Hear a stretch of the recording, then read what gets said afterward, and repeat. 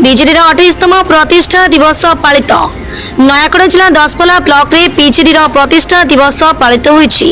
Daspalla BJD विधायक रमेश बेहेरा आह्वान क्रमे बीजेडी 28तम प्रतिष्ठा दिवस नियारा ढंगरे पालित होई जाइछि।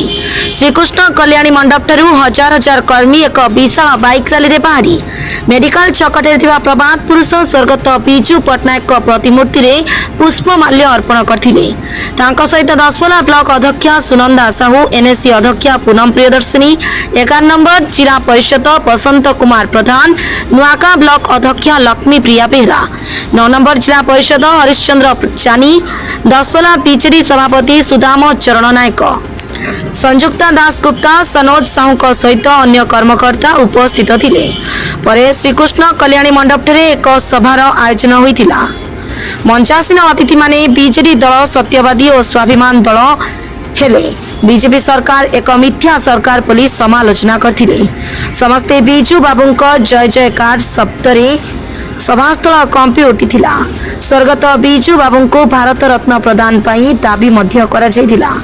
बिजू जनता दल दसपल्ला निर्वाचन मंडली तरफ निर्वाचन मंडली स्तरीय बिजू जनता दल 28तम प्रतिष्ठा दिवस पालन करा होईछि। यह अवसर में 3 गोटी ब्लॉक विज्ञापित अंचल परिषद निर्वाचित जनप्रतिनिधि ठारू आरंभ कर कर्मकर्ता एवं युव छात्र महिला कर्मकर्ता बिजू जनता दल शुभेच्छु समर्थक संगठक समस्त आज ये कार्यक्रम में अंशग्रहण कर बाइक रैली रे आज जो जगह सभास्थल जाई आमर जी प्रिय नेता प्रभात पुरुष स्वर्गत बिजू पट्टनायक प्रतिमूर्ति माल्यार्पण पूर्वक आज सभा कार्य होता। सभा कार्य एबर जो सरकार जो विफलता तांकर लोक प्रति जो कुठारघात होउछि लोक मानकर स्वार्थ लोक मानकर आवश्यकता प्रति सरकार जो भली भाव अणदेखा करुछन्ति तीव्र आज असंतोष आज समस्त भीतर देखा मिलता।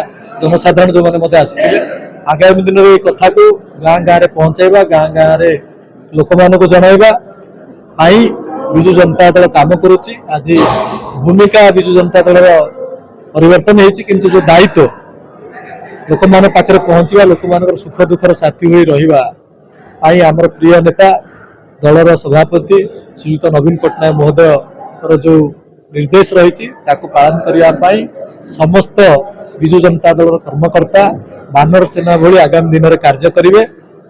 तृणमूल स्तर संगठन को आहरी सुदृढ़ करेंगे एवं सुख दुखर लोक मैंने जिते जो चाहिए से पहुंचे ये संकल्प आज समस्त नहीं।